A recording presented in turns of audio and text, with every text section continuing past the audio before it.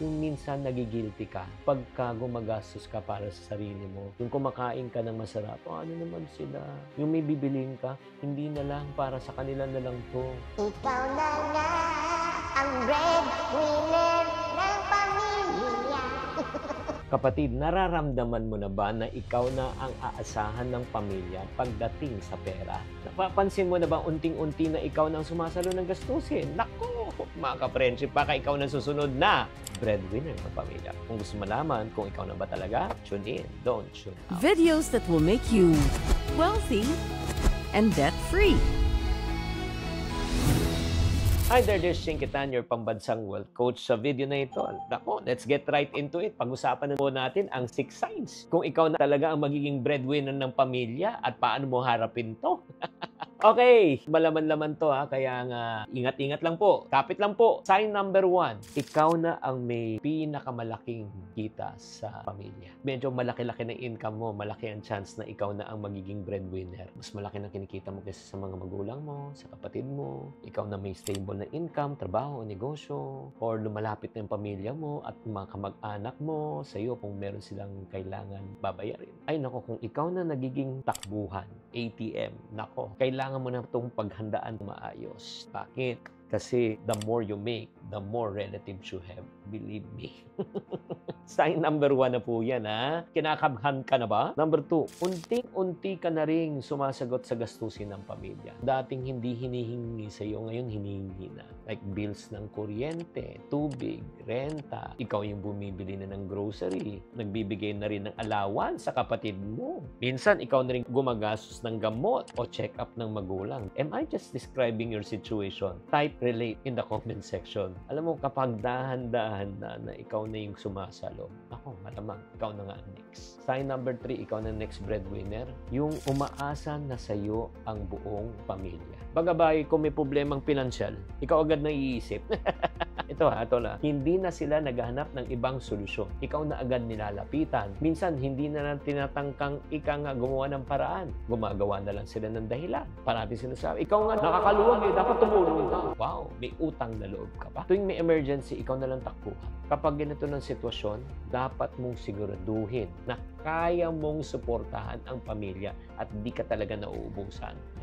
Medyo masalimuot tong usapan natin na ito. Luis de la Cruz, Rani Mansilaw, at the same time Risa Ambil Lorenzo. Mga nagpapa-shoutout. 4th sign na ikaw na talagang breadwinner, yung medyo na-stress ka na, bumibigat na ang iyong financial responsibility. Medyo malaki ng pressure na nararamdaman mo, ang pakiramdam mo, na hindi mo na pwedeng unahin ang iyong sarili mo at ang pangarap mo. Parang dahang-dahang nang nawawala. Ito atin-atin lang to. Yung minsan nagigilty ka pagka gumagastos ka para sa sarili mo. Yung kumakain ka ng masarap, ano naman sila?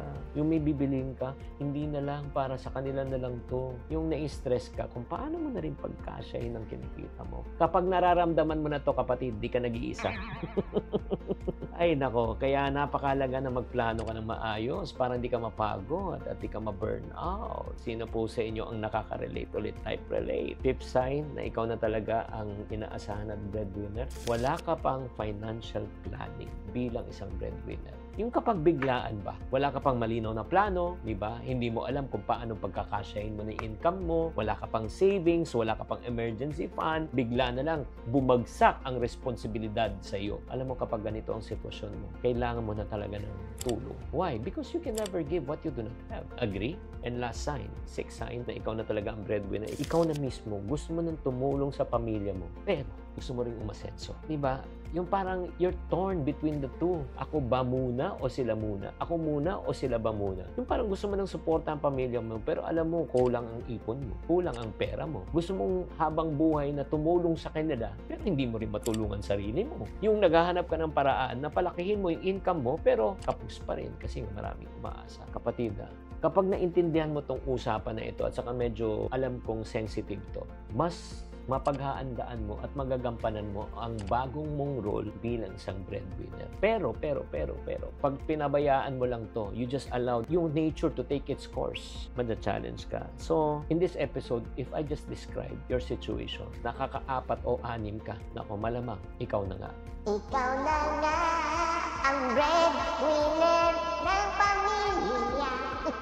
Nako, alam mo, hindi lang to tungkol sa pagbibigay sa mga kamag-anak, sa mga sa buhay. Kailangan may maiwan din para sa iyo. Alam mo, at ultimately, hindi lang panay pwedeng bigay, kailangan magtira ka rin para sa sarili mo. So, may challenge to you mga friendship, the best way lang, alam mo, para sa pagtulong sa pamilya, hindi lang pagbibigay. Pero turuan din natin sila kung paano maging financially independent. Kaya nga, if you are a breadwinner out there and then nakaka-relate ka dito, ano kaya ang biggest challenge mo bilang isang breadwinner? Mag-type ka na lang sa comment section. Kung gustuhan mo tong episode na ito and you want to become a smart financial provider, i-follow mo na lang ako, subscribe to this channel. Tatandaan, tamang karunungan, tamang disiplina po ang susi sa pagyaman.